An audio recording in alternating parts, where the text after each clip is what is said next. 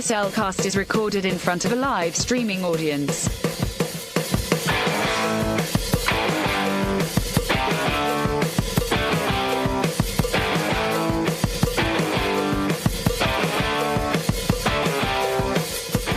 Hello and welcome to another episode of The Cellcast.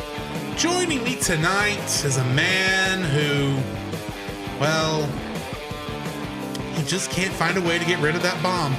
Welcome, Jacob. And it's a perfectly good bomb, too. Just saying. No, that's a different podcast. Yes, very much so. Why, thank you. Let me introduce our co-host, a man that is... You know when you write something and then you can't read it? Don't look over here. All I was going to say is, of all of the two people sitting at this desk right now, that do legitimately have, well, I'm just saying I'm the one with the bad handwriting, but then you're the one with the reading disorder. I do the reading disorder. Just saying. All right. Why, thank you. Let me introduce our co-host, a man who that desperately degenerate, no gooder. Welcome, Drew. Well, I see how things are. You're welcome, Roy. I should be saying, you need better material. That was one of my favorite lines in this. I agree. That was kind of funny. Tonight, it is a rewind episode, all the way back to our first year with Batman Return of the Caped Crusaders. One of the first episodes I got onto the show. Yes. And it is literally a throwback to the 1966 era of Batman, both TV and comics. Yes. So, yeah, why don't we go ahead and jump into the spoiler-free section of this film? Mm-hmm. I would agree. Certified fresh and spoiler-free. So I think I've seen this maybe a total of 4 times. I watched it once when it was in theaters, because I did actually get to see this in a theater. Oh, okay. There was one other person in it, and they left halfway through because they thought it was going to be a newer live-action, a dark Batman movie, I guess. Yeah. I didn't ask. I could just kind of tell this was not what I came here for. Well, I could see where it's like, oh, it's Batman Returns. You know, it's Batman Return, the Caped Crusader. I can see where someone would get that mixed that up. I can see how you'd get it confused, but you'd think the trivia track thing where it was showing pictures from the movie, and it was very obviously 60s themed, that they would have gone, oh, wait, this is not what I thought it was. But yeah, I saw it there, and then I bought the DVD, and I watched it there, or the Blu-ray. And I watched it then. And I'm about to say, you bought a DVD? This was a Blu-ray. And then, well, I bought DVDs back in the day when that was what you could get. And sometimes that's just as good as the Blu-ray in a lot of cases. Agreed. But, and of course, I watched it for our original recording of this. True. Actually, take it back. This is technically my 5th viewing of this because I watched it in August. Oh, okay. Right before we were going to review this. That's right. And right before the waterfall. That is true. I didn't get a chance to watch it. Yeah, because I literally discovered the waterfall when I came home to grab the Blu-ray because I had left it at home. You did. And I was going to bring it up to the church to give to you. Mm-hmm. And I never made it to the church. And then you gave me a text and sent me a picture and be like, I've got an issue. Yeah. I had an issue. And so now, 6 months later, we're finally getting back to it. Yes. And this was the one rewind episode we put up this year that we did say we are doing this one because we were supposed to do it last year. Mm-hmm. Because that's how the vote came out. Yes. But we had to cancel it and couldn't get it back into the schedule in time. Yeah, so it's now a rewind. So now that's why this rewind is this is technically a 2025 rewind in 2026. But either way, yes, I do enjoy this partially because I do enjoy, of course, Batman 6, the old Batman series starring Adam West, of course, and of course Batman the movie starring Adam West, right. That'd be like, to be fair, that was the only Batman 60s I ever watched as a kid. That's fair. The only thing. Well, granted, for a while there, that was the only Batman 66 you could get.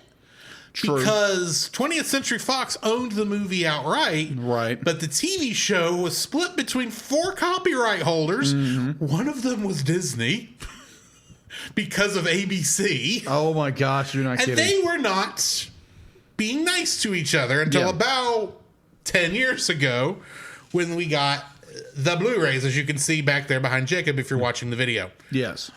And I will say, if you have the time, you should at least give a couple episodes a shot. It is a fun show. Just don't go into it expecting... Just don't go in there expecting it to be Batman the Animated Series or the Dark Knight trilogy or... Snyderverse or anything like that. Yeah. This is not The Dark Knight Returns. Even though they reference The Dark Knight Returns. They do. They do reference They actually reference a lot of things you wouldn't think they'd reference. CCR, that kind of thing. I was like... many different things. Yeah, many things. I will say, though, if you're going into this, like I originally did, expecting it to be a throwback to Batman, the original series, and notice that they do a lot of things that show did not do. Yeah. And it's still kind of its own thing. That's because this is not really an adaptation of that show. Mm-hmm. It's an adaptation of the modern Batman 66 comic, which was meant to be a throwback, and it's more based on the feel of that era of comic books, the golden age of comics, or actually, I guess that's technically silver age. Yeah. Of comics, which includes the 66 TV show. Right. So it's an amalgamation of both of these things. Fair. And I just realized I have a Batman shirt on, and it's the Act Right Batman shirt. Like you didn't plan that. I honestly didn't. Bravo. I had been too busy prepping for my trip that I just threw on a clean shirt. And I picked the right one. Sorry. I would say it's sorry. It's very apropos. I just wish it was intended. But yeah, I do enjoy this film. Just don't go into it expecting it to be a straight up Batman's 66 TV show connection. It is more based on the feel of that time period. Yeah. So what are your thoughts on this? My thoughts. The last time I watched this was for our original review of this in our first season back in 2019. Mm-hmm. Yeah. So again. 7 years ago. 7 years ago. And so I saw it was on the docket. And obviously, like I said before, I was waiting for Judy to let me borrow the Blu-ray. And obviously that didn't happen because you had a waterfall effect. Yes. And so I watched And I would have let you borrow the Blu-ray this time, but I haven't found it. That is fair. I think I know where it is. I just haven't gone through that box yet. That is fair. So I watched it on Amazon Prime. And I watched it actually yesterday because it was little things happen here or there. So time gets away from you. It does. Gets away from us all. It does. And let's just be like, at the time of this recording, I'm actually very tired. So once we get done with this, I'm going to go to bed. And I think he's got to go because he's got to go ready for a cruise. Yes. Either or. So I enjoyed this film for the most part. There again, I don't have the nostalgia like he does for Batman 60s era. I know it's the campy Batman.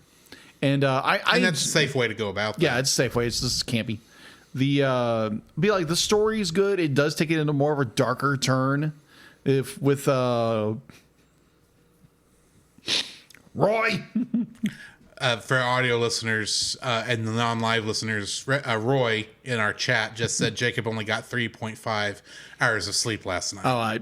Again, Roy, disagree with you. I think I probably got maybe 7 hours of sleep. But either or, it's also been a long day. Yeah, it's been a very long day. I enjoy it. There are little parts here, and it's like, okay, that makes no sense. That makes no sense. This character would be a popsicle at this point. Why in the world is this character not a popsicle? Either or. Because he's Mr. Freeze. No, different character. would literally be a popsicle. Okay. Yeah, we'll get there when we get there. So, yes. So, I mean, I enjoy it. There are little aspects of it I don't really enjoy because they're going to, I don't know, the nostalgia like he does. And there's less you can be forgiving on. Right. So, again, we've already reviewed this film. We're just we're doing a rewind of it. So, yeah, let's get into our Spoiler-filled section. Exactly. The following is a spoiler-filled review for the film Batman: Return of the Caped Crusaders. Listener discretion is advised. Batman: Return of the Caped Crusaders was directed by Rick Morales, who directed many of the Lego Scooby-Doo movies. It was also written by Michael Jelenic, James Tucker, and Sheldon Moldoff. It is, of course, based on the DC Comics characters created by Bob Kane and Bill Finger, probably more Bill Finger. Yeah. And based on the 1966 television series created by William Dozier and Lorenzo Semple Jr. Getting into the cast, we've got Adam West reprising his role as Bruce Wayne, Batman. And in SpongeBob SquarePants, he played Young Mermaid Man. Okay. Burt Ward played reprised his role as Dick Grayson and Robin, and he was young Barnacle Boy in SpongeBob SquarePants. If you don't know, Smelling a theme here. if you don't know, Mermaid Man and Barnacle Boy on SpongeBob are references to Batman 66. Oh, that makes sense. That makes so much sense. The older version of Mermaid Man is played by, I can't think of his name. One of the old actors. Big older actors. Big older actors. You know what I mean? Okay. I can't think of the guy's name off the top of my head. Julie Newmar returns as the Catwoman. The Catwoman. Well, one of the three we see on screen. Yes. Oh my gosh. We'll get to that. Yes, we'll get there. She played Dorcas Galen in Seven Brides for Seven Brothers. Jeff Bergman was the voice of the announcer and the Joker, and he is the modern voice of Bugs Bunny. Who was this again? The guy who played the Joker. What's the voice actor's name? Jeff Bergman. Oh, okay. Oh, okay. I'm thinking of another actor. Okay, never mind. Okay. William Salyers played the Penguin, and on regular show he plays the raccoon Rigby. Okay. Wally Wingert was the voice of the Riddler, and in Final Fantasy VII Advent Children, he played Rufus Shinra. Oh, okay. Jim Ward played Commissioner Gordon, and in Ratchet and Clank, he plays Quark, the hero who's not really a hero. Okay. Spoilers. Thomas Lennon played Chief O'Hara and a prison warden. And he doesn't have many acting credits, but he wrote the original, the first movie in Night of the Museum. Oh, okay. Steven Weber played Alfred Pennyworth. And in Ultimate Spider-Man, he played Norman Osborn / the Green Goblin. Oh, okay. Gotcha. Lynn Marie Stewart played Aunt Harriet. And in American Graffiti, she played Bobby. Oh, my gosh. That character. Serena Irwin played Miranda Monroe and the other two Catwomen. Oh, okay. And she was SpongeBob's mom in SpongeBob SquarePants. More SpongeBob references. When I saw that connection, it's like, well, I got to bring that back. Kingdom Hearts connections. How many do you think we have? Wow. Okay. One, I just took a really large sip of lemonade. That was really sweet. Really dark. Okay, that'll wake the dead. 4? I will give you this one hint. Normally, when I do a Kingdom Hearts connection, I'm pulling from the entire cast list. And most of the time, I don't give the entire cast list in my cast list. I only give the major characters. Oh, okay. This is the entire cast list. 2 then. Paladin Pirate is also saying 2. I know Roy is wanting to say 3.5. He just can't get it typed out fast enough. But the actual answer is 1. 1, okay. Only 1. And that was Wally Wingert. Oh, okay. Who, of course, was the Riddler in this. But he played one of the Lost Boys, Cubby, in Kingdom Hearts. Oh, okay. So that's all I've got in cast list. What do we got in info and stuff? All right. So, info and stuff. For this straight to Blu-ray movie. Yes. With a Fathom event, which is how I saw it in theaters. It does have a Fathom event. IMDb has a 6.7 out of 10. Rotten Tomatoes has the reviewer score is 94. The audience score is 68. Now, if I did get those numbers flipped, I do apologize. Fair. You can watch this on Amazon Video for $3.99. Physical media, if you're wanting a physical copy, it's available on Amazon Video, Amazon Prime, for $10.98 on Blu-ray. But if you happen to have YouTube Premium, you can watch it for no additional cost. Oh, okay. Because that's what I did. Also, Batman vs. Two-Face is on there for the same deal. So you can watch the sequel and watch William Shatner beat Two-Face. Interesting. All right. So production was Warner Bros. Animation, DC Entertainment. I always have a hard time with distributor. Distributed. Distributed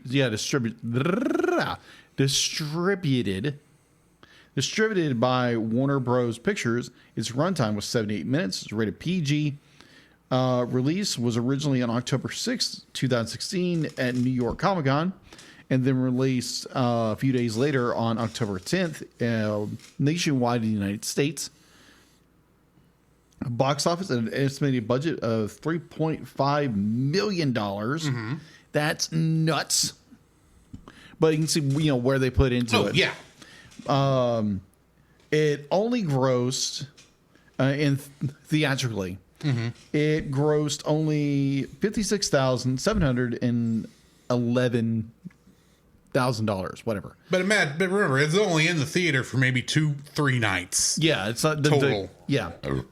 And did not have a lot of theatrical. It was a Fathom event, so you had to know to keep an eye out for it. Yeah. So for those things. Home release. The film was later released digitally on October 11th, while the deluxe edition DVD and combo pack Blu-ray of the film was released on November 11th. Fathom Events Cinema released the film in select theaters for one night only on October 11th, which is probably when I saw it. When he saw it. It was also released for a limited time in Australia on October 8th through the 9th, the same day. The film was released on DVD and Blu-ray in Australia on December 28th of 2011. So that is all I had. Wait, 2016. Sorry. No worries. I was like, wait a minute. They got it almost like a half a year early. That's sane. But no, that's all I have for info and stuff. Alrighty, getting into the summary. Yes. At stately Wayne Manor, Bruce Wayne and Dick Grayson watch their favorite show, Gotham Palace. During the programming, a band that was supposed to play on the show was revealed to be hidden and replaced by the Joker, the Penguin, the Riddler, and Catwoman. Bruce and Dick suit up as Batman and Robin and head to the Gotham City Police Department, where they receive a riddle from Commissioner Gordon and Chief O'Hara. They discover that the villains are robbing the Acme Atomic Energy Laboratory of the replication ray, which can duplicate anything. After a brief fight, the criminals manage to escape Batman, but leave behind a clue which leads Batman and Robin to their lair in an abandoned TV dinner factory. While discussing what to do with the replication ray, Catwoman reveals her plan to make Batman join their side with a scratch from a substance called Batnip. Cat scratch fever. After Batman and Robin break in, they are defeated by the criminals and trapped on a frozen food tray, heading towards a large oven. Catwoman uses her Batnip on Batman, but he is seemingly unaffected by it. The two escape the trap after the villains leave the factory. Back at Wayne Manor, Bruce starts showing signs of aggression after Harriet Cooper nearly discovers the Batcave. He blames Alfred Pennyworth for the incident and fires him, leaving the butler to wander on the streets homeless. After days of not finding Joker, Penguin, Riddler, and Catwoman, Batman deduces that the four are no longer on Earth and have hijacked a space station. He and Robin go into space with the help of their Bat Rocket. At the space station, Joker, Penguin, and the Riddler betray Catwoman, distrusting her due to her feelings for Batman.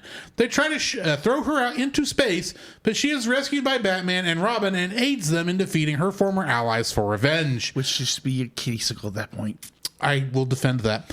Batman savagely beats the three men and recovers the replication ray, but Catwoman escapes in an escape pod in the process. Surprise, surprise. After the mission, Dick expresses concern towards Bruce's increasingly hostile behavior. Bruce ejects Dick from the manor and takes a break from being Batman, resulting in a crime spree in Gotham City. A few weeks later, Batman returns to the Gotham City Police Department and blames the police for the increase in crime. He uses the replication ray on himself to replace most of the jobs, citizens, and political figures in Gotham with his replicas, planning to take over the world. Of course.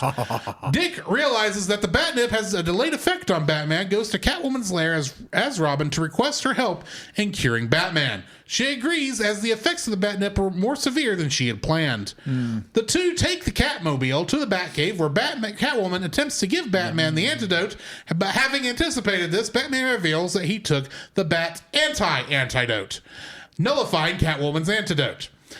Batman defeats the two in a fight and leaves them to die in the atomic pile, but they survive thanks to Robin's Bat anti-isotope spray. Knowing they cannot take on an army of Batmen by themselves, Robin and Catwoman disguise themselves as prison inspectors and break most of Batman's rogues gallery from Gotham State Penitentiary by claiming to Warden Crichton that the ball and chains and pickaxes are not in good shape, replacing them with versions that carry the villains out of the prison. While a prison guard tells Crichton that Joker, Penguin, and Riddler did not escape, the three of them mysteriously turn into a pile of gold dust. I wonder why. The two confront Batman and his army of Gotham on the Gotham Palace set, but they still lose even with the help of the criminals. Before Batman is able to kill Robin and Catwoman, a disguised Alfred arrives and gives Batman a celebratory bottle of champagne laced with a strong enough antidote to counter the Bat anti-antidote. So yes, it is a anti-Bat anti-antidote. Are you confused yet? No, I don't think it's the way that works. Batman returns to normal and his clones turn to dust as the replication ray was not strong enough to make perfect clones.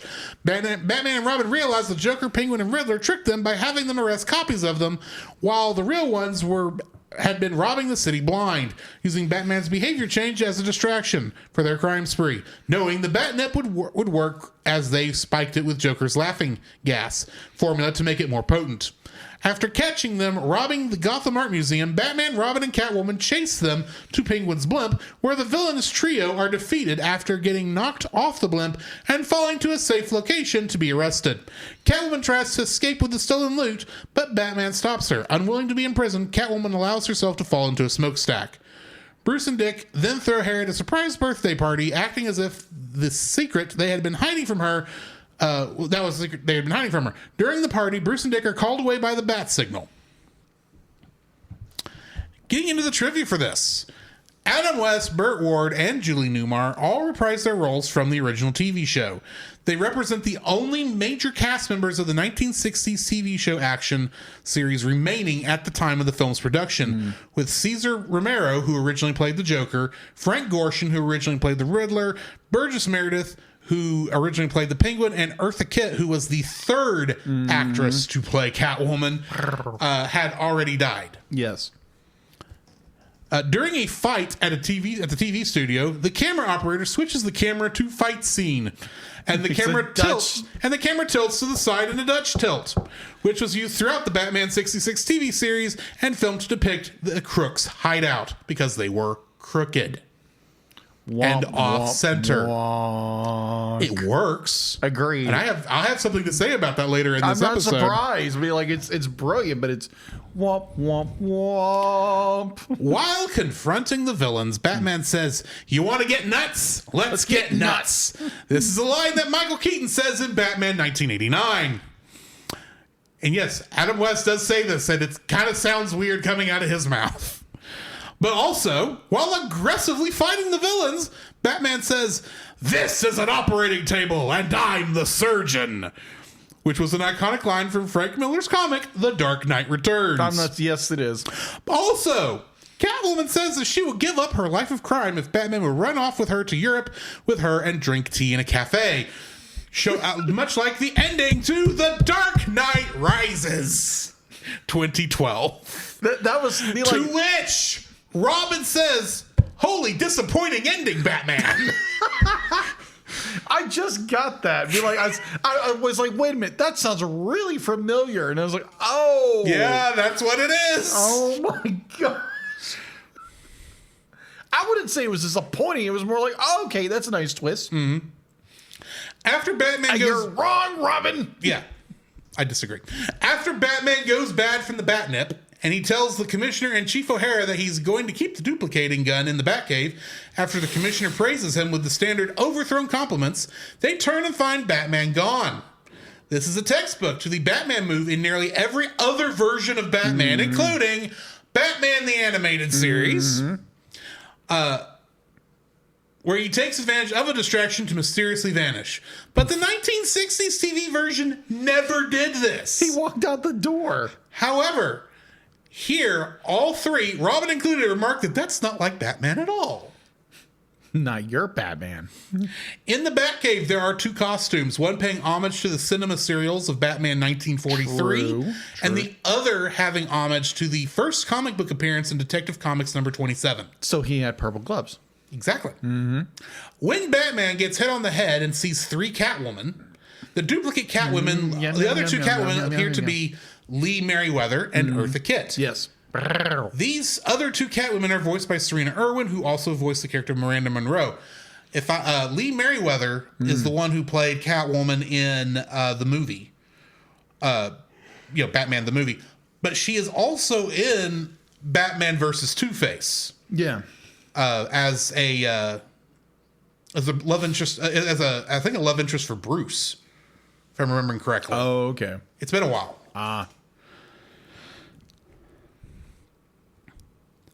The villains that Robin and Catwoman break out of prison to help defeat Batman when he goes evil are Mr. Freeze, and no, this is not the one that has a wife who's dying of a horrible disease. This is the Mr. Freeze who just likes chill. This is the Mr. Freeze who just likes to freeze things. Apparently. The Mad Hatter, Falseface, King Tut, Bookworm, The Archer, The Minstrel, Black Widow, Egghead, Shame, instead of Shane, Shame, The Sandman, The Siren, the Clock King, and Louis the Lilac. Louis the Lilac. I'm guessing that's not a villain? Yes, apparently. Really? Didn't much survive this era of Batman in the comics, doesn't sound like. No. But you do know the only reason why the Riddler survived this era of comics was, don't you? Because he was basically a Joker ripoff at this time in the comics. Oh, okay. That makes sense. Do you know why he got better? No. Frank Gorshin. Oh, okay. Most versions of the Riddler are based off Frank Gorshin. That is true. Are based off Frank Gorshin's performance because he just had fun. Yeah, agreed. Lastly, when evil Batman is replacing much of Gotham with his duplicates, he goes into a court and quotes the case of Simple versus Dozier as precedent, so that any man can be judged from what he says. This is a reference to the 66's show creator and narrator William Dozier and his head scriptwriter Lorenzo Simple Jr.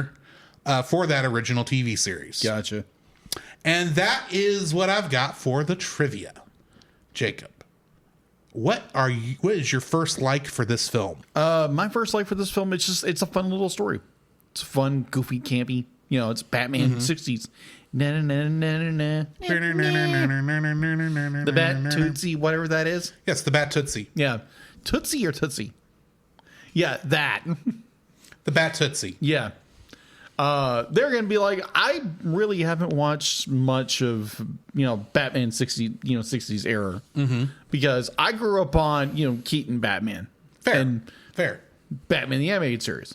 But it's like, yeah, it's a fun little story. They're going to be like, again, we watched this 7 years ago. Apparently, I completely forgot about this film. So I'm watching it, and I was like, okay, you got the ray gun. And I'm thinking, like, where in the world is this going? And it's like it does seem to jump around a lot. Well, no, but like I was because I was like, okay, where is this going? Because I remember like the first half of this film, the rest of it I completely forgot, and I'm watching this. It's like, what in the world is going on? Be like, I remember watching this, I don't remember it, but overall, I thought I really enjoyed it, and yeah, it's a fun little film. What is your first like? My first like for this film is that it is a throwback to the golden or silver age of comics with all the goofiness thereof. You've got jumping, or Batman has a device or a gadget for every purpose. I mean, there's a point in here where we see Commissioner Gordon and Chief O'Hara talking about how the Belgravians are beating us in the space race. Belgravians, not the Russians, the Belgravians. And they jumped, and then like very soon after this, in the Batcave, Batman says, "We'll take the Bat rockets to go to the space station." I'm sitting there going, the Belgravians are beating you in the space race, but Batman has a rocket that can take him into space. It's not even based on the Saturn V rocket. No. But perhaps, Batman, you should be helping NASA out a little bit because you have a better space program than the NASA of this universe. Or I guess since this is DC, Star Labs. Yeah. I'm guessing. But you've got that sort of ridiculousness. You've got the bat poison, and then you got the batnip, which is counteracted by the bat antidote, which can be then counteracted by the bat anti-antidote, which is then counteracted by a laced bottle of wine that is the anti-bat anti-antidote. And I'm sitting there going, this is both clever and really stupid, but it's a fun kind of stupid. Batnip. Well, I mean, it was created by Catwoman. So catnip, but it's meant for Batman, so it's Batnip. And that's not how catnip works. No, it's not. It doesn't absorb into the skin. It's not. They smell it and go nuts. It's creative naming. I know. But you've got the fact that the Catwoman has the Catmobile, which is literally a car with a cattail. Yes. And Robin insists on driving. Because I have my permits. Well, he's the only one that can get into the Batcave because he has to knock her out so she can't find the entrance. That's true. And I'm sitting there going, are you sure she didn't put a trace on her car? Because they can do that in this universe. This is Catwoman. She can do whatever the heck you want. That is true. You've got all this, like, you got the duplication rate that's causing multiple Batmen to show up and taking over different parts of the city. Yeah. And it's goofy. It's silly. Mm-hmm. It's fun. Oh, okay. And I may be in the minority for saying this, but I enjoy this Batman a lot more than I enjoy the darker versions of Batman. Granted, I grew up on 66 Batman. Fair. You have to admit, to those of us who have that as their characters, as their introduction to the character, we haven't been fed in a long time. No, they haven't. It's been pushed more towards the darker, edgier, do you bleed? You will type of Batman. Yeah. The Dark Knight Returns style Batman. Mm-hmm. So the fact that we are getting this goofier, more lighthearted take is just more fun for me. So yeah. Agreed. I enjoy that this is a goofier, lighthearted, absolutely ridiculous Batman film, and they leaned hard into it and had all the fun they could have with it. Including showing the ridiculousness of some of the later tropes. Yes. What is your second like for this film? Well, to quote another Batman film, in which this movie does quote, "Let's get nuts." Yes. The like you had the pure goofiness of it, because it is 60s camp. From me, like Drew described, the bat propellant, the batnip, like all the references. I'm like, what in the world? Oh my gosh, they pulled this joke. This is so lame, but it fits. It fits with the error and what they're doing, and be like, oh, what was it? What was the CCR reference? I think it was the Joker who said something about Oh, that wasn't Pale Moon Rising. Somebody says I see a Bad Moon Rising. Yeah, Bad Moon Rising. It was the Joker. Bad Moon Rising. I was like, really? That's a CCR joke. Oh my gosh! But yeah, it's 60s Batman cheese, in which everybody, their mother knows, and it just like it for some reason it made me think of another cheesy Batman movie. And let's see. What killed the dinosaurs? The Ice Age! You know, that kind of thing. Yes. Because I think that movie kind of pulled a lot from this era of Batman. It was pulling more from the 60s era of Batman. It was. I will admit that. Yeah. It just didn't do it very well. No, it'd be like... I mean, don't get me wrong. I have a special love for those two films. Okay. Batman Forever and Batman and Robin. True. But I will never tell you that they are good Batman movies. Oh, Batman and cheese. Okay, that's an interesting one. It's artsy. So yeah. It's the campiness of it. It's just like, what in the world? It's like, let's get nuts. It's okay. And the fact that it references other Batman films. Yes. So what is your second like? My second like for this film is the inclusion of Adam West, Burt Ward, and Julie Newmar as as Batman, Robin, and Catwoman. Yes. They are... I'm not saying you can't have this kind of fun without them, but it's so nice to hear them back in these roles. Yes. For the Bruce Wayne model to be based off of Adam West as we saw him back in the 60s. Yeah. And Burt Ward for that matter. And Julie Newmar for that matter. And then the references to the fact that there were two other Catwomen. Even though neither one got to speak in this one, except they got to speak, but they weren't played by their actors. Obviously. But either way, but getting to hear them go now, admittedly, Julie Newmar's voice is a little old, a little aged for her role in this. Unfortunately, yeah, you can just tell there's a little bit of that older voice in hers. Yeah, and you don't hear that in Robin either. You do, but it's much more pronounced in Catwoman than it is agreed. in Robin or really Batman because Adam West has a little bit of that too, but he's so into that role you don't notice it on Adam West's Batman. Agreed. I do agree with definitely what is the actress's name again?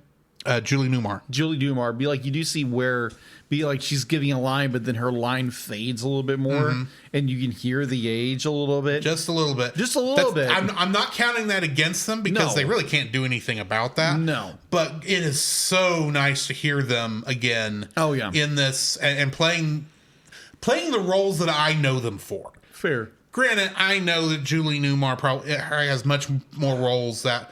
When I see her in them, I'm going to go, oh, yeah, her. I'm glad she... And I don't think Burt Ward did. I know Adam West really didn't. He did have some voice work later on. Yeah. But... a lot of Batman stuff. A lot of Batman stuff. He and Burt Ward actually played a lot of Batman and Robin stuff. They did.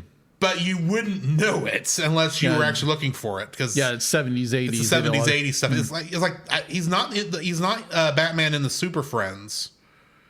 But he's one of them. He is, I think, in the Batman, the Scooby-Doo adventures where Batman and Robin show up. He's there, and I think he shows up as Batman in one of the Super Friends shows. Right, but he's not the. But there was another actor who played. But yes, agreed. Batman in the original Super Friends for the most part. Yeah. And then of course Adam West would go on to play himself in many roles as that became a joke. In the future, and then like on Fairly Odd Parents, he played a character called Catman. Yes, but if you remember back to last year when we reviewed the episode "The Return of the Gray Ghost," oh yes, that is still one of my favorite episodes. Oh yeah, and it's very much how I love that he got to return to Batman for that. Mm-hmm. It's I think that episode is far more meaningful to the actor. Oh, okay. Or at least my thoughts towards the actor than this is. Mm-hmm. But this is fun. And it's nice. Agreed. It's nice hearing him get to have this fun here. And he only gets one other. I think the only other real role he had. His last role happened to be Batman versus Two-Face. because he died not long after finishing his lines for that. True. But it is nice hearing them back in here, and it's a nice blast of nostalgia. And they do a good job for the most part. Yeah. I can't really... They're the ones I think I enjoy hearing the most in this. Okay. Because they are literally playing the characters I recognize. And one of the things that's going to pop up later, I'll tell you, is that one of my disappointments for this is the fact that the people who are not the returning actors, they don't quite get the roles down. But except for Wally Wingert, but we'll get to that in a minute. Right. What's your third like? My third like of this film, so there again, watching this for the second time, and completely forgetting there's actually a second half to this movie. Oh, yeah. So I was utterly shocked and was like, wait a minute. Adam West Batman going dark, going evil in a way. And I was like, yes. Wait a minute. Be like, so he starts taking everything over and controlling the city and becoming it's this. very odd. Yeah, it's very. I mean, I didn't know how to take it the first time I watched this. Right. But overall, be like, I was like, okay, this is impressive because they wouldn't do that in the original Batman series, originally series Batman. But they kind of take it more of like, okay, ever since there is this, like you said before, now it tends to have more of a darker Batman. So why don't we try to infect that into this series and see what it does? And it's like, oh, okay, it's still got that cheesiness, the campiness, but it's got this little edge of, oh, I have ultimate power, that kind of thing. And of course, it's worded. Yeah. I'm not sure what you're trying to say. Well, it's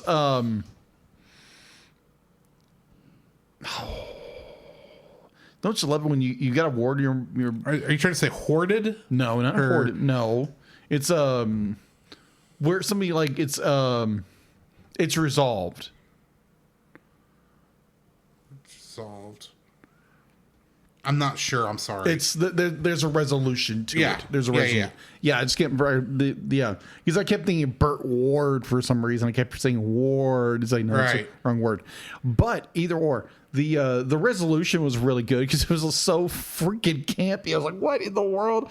An anti solution? Okay, interesting. With a bottle of wine. Okay, cool. But I really enjoyed the fact that they did steer into that Dark Knight kind of. They let Adam West actually be the Dark Knight for a bit. They did, but the problem is in that universe that means he's one of the rogues gallery. Yeah, in a way. So yeah, I enjoyed that. I really enjoyed it for the moment it was, and I was actually surprised by it because I didn't remember that part of the movie, to be honest. Anyways, so that's my third and final look. My third like for this film, as I stated earlier when we were talking about the fight scene where it goes into the Dutch angle. Yeah. In the original Batman 66 show, not just in the fight scenes, but any scene that took place where it was focusing on the villain or his underlings, it presents it in a Dutch angle because they are off center, their moral compass is askew, that sort of thing. It's to give you the idea that they are crooked. One of the things I love about this, and it is very subtle, like I didn't catch it the other 4 times I watched this. I caught it this time. At the times where Bruce Wayne or Batman, depending on which costume he's wearing, is leaning into that evil side, the camera is using Dutch angle. It does. You're right. It's not obvious. No, it's not. But you think about it, But that scene right when he dismisses Alfred, it's at a Dutch angle. It does. And I didn't notice it at the time. I just thought, oh yeah, this is just a nice creative angle. It's like, no wait, that's a Dutch angle because he's a bad guy. He's crooked. This is playing by Batman 66 cinematography rules. I was not expecting that for whatever reason. And the thing is, they play into it at the fight scene because they do the whole Dutch angle joke. But they did it throughout the whole film. They did. They just didn't point it out, which the original show never really pointed it out. Granted, it was more subtle in this than in Batman 66. At the beginning, it slowly got kind of more obvious the more you're going, but some of those scenes where Batman is at his darkest are in space, so you're already expecting the anti-grav to have the camera doing weird things. So the fact that it's at a Dutch angle the whole time is not obvious. I was watching going, holy crap, how did I never notice this? In the other 4 times I've seen this film, that it actually, when Bruce Wayne is being the villain, he goes to a Dutch angle, and when he's not being a villain, it's back to normal. It's like, I just love that. They didn't have to do that. That was a nice touch. I appreciate it. And it worked with what they were doing. I can't believe they actually used the Dutch angles like they would in the show. I don't know why, because this is obviously meant to be aping on the style of the show. So of course they would use Dutch angles. But the Dutch angles, for the most part, are kind of subconscious. And so I kind of knew when I watched this originally that, Batman's being evil because he's saying he's dismissing Alfred. And that's not like this Batman at all. That's not like any Batman at all. But it's like, but the fact that when I go back and notice, I go, oh, he's crooked. That's awesome. So yeah, the actual use of Dutch angles on Batman is my third like for this film. Oh, wow. The very well done placement of those Dutch angles. Agreed.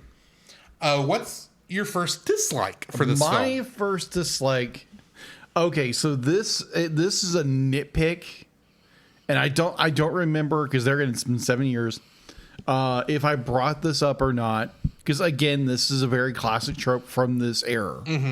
Is the fact that they get a clue, and they literally draw the conclusion, oh, it's here. And they're right about it.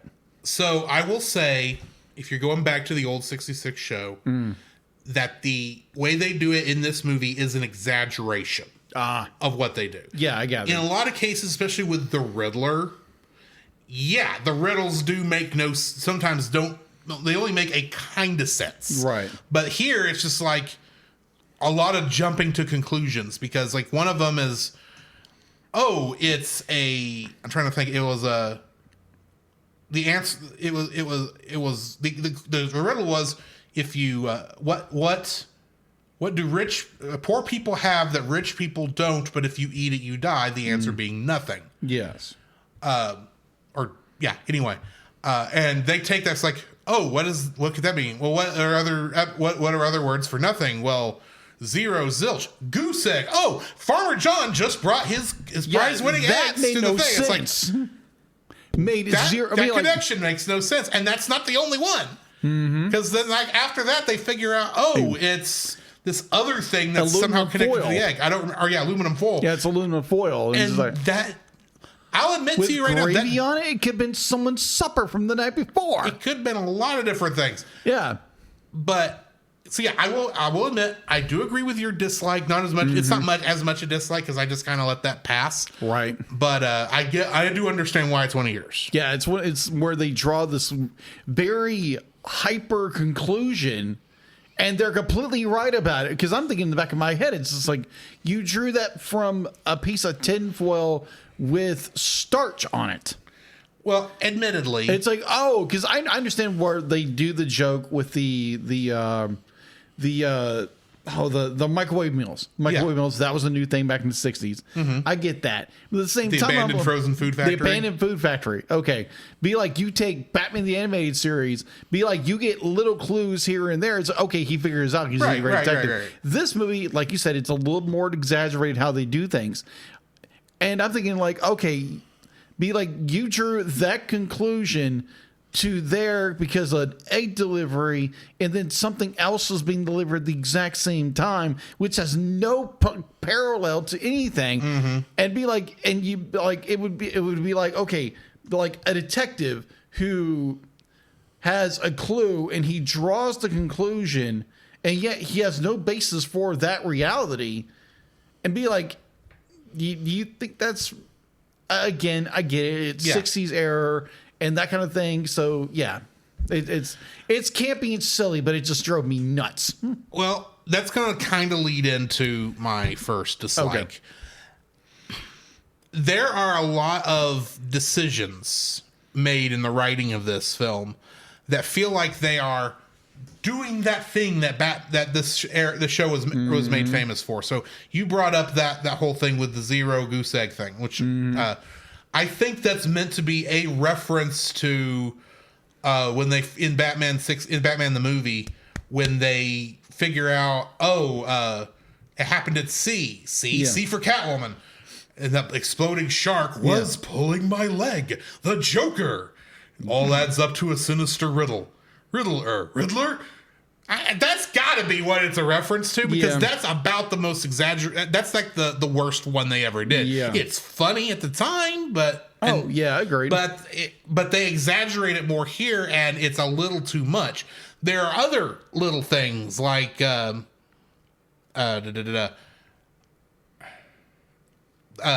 whole gotta cross at the crosswalk. Oh, good night. That was so. I was like, wait a minute, hold on. Be like, you're telling me you're deputized members of the law, so that means they won't jaywalk. They won't jaywalk, but now I'm not going to say like, as law enforcement, you're allowed to break the law. I'm not going to say there might not have been some heavy-handedness in doing what the law says in the original show, just a little bit, but it was never this bad. Yeah, it's so freaking. Oh my god! And then there is, to a degree, the absolute ridiculousness of this entire plot structure. Yeah, because you've got this one thing at the very beginning where they're chasing the goons through, chasing the four criminals through the abandoned frozen food factory, just so that Catwoman can scratch Batman's skin to get the Batnip in there. Yeah, so they can steal, so that Batman can get a hold of the replicator ray. Then the gang disappears, and then the only place they can be is with Tim Curry in outer space. You know, where capitalism has not yet infected. Gosh, that one. Yeah, that joke. Never mind. I'm not going to go and there. Then you get the whole deal with the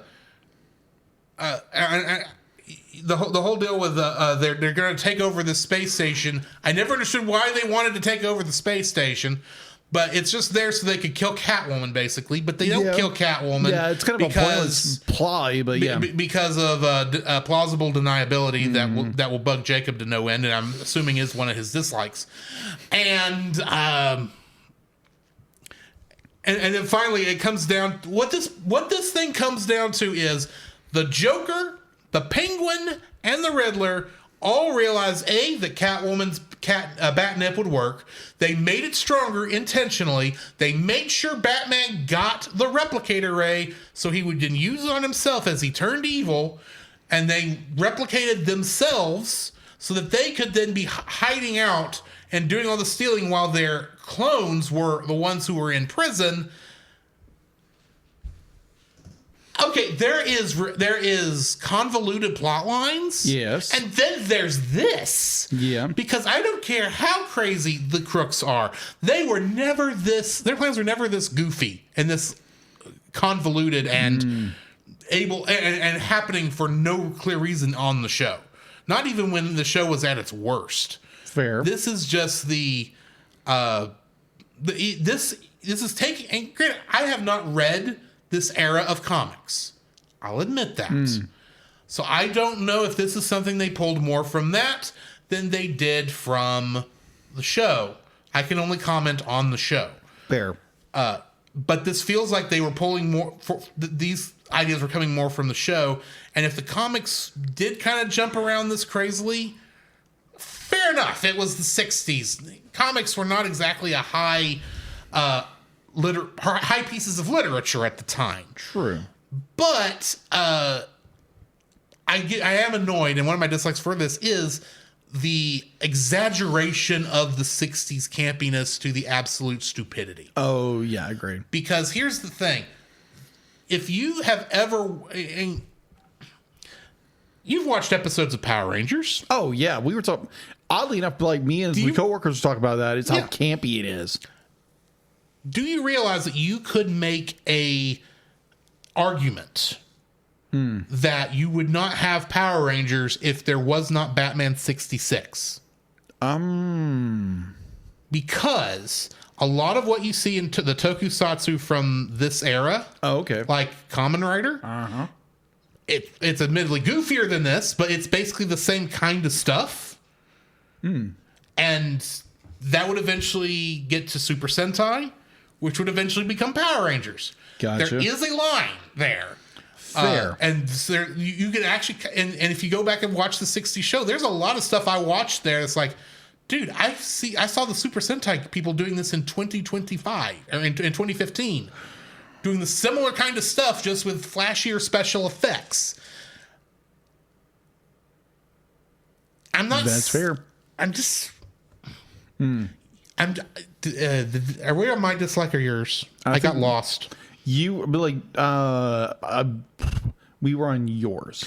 Either way, I think I have made my point. Okay. What is your second dislike? My second dislike, now, granted, that actually wasn't part of my dislikes, but you brought up that really, really good point. The plot of this movie is so freaking ridiculous. But it's interesting how the sequel to this, Batman versus Two-Face, the plot isn't as ridiculous. And I honestly think it's a better film than this one is. But you do what you got to do. I got you. So a point that I kind of pointed to earlier, the fact to be like there should be a kitty sickle in this movie.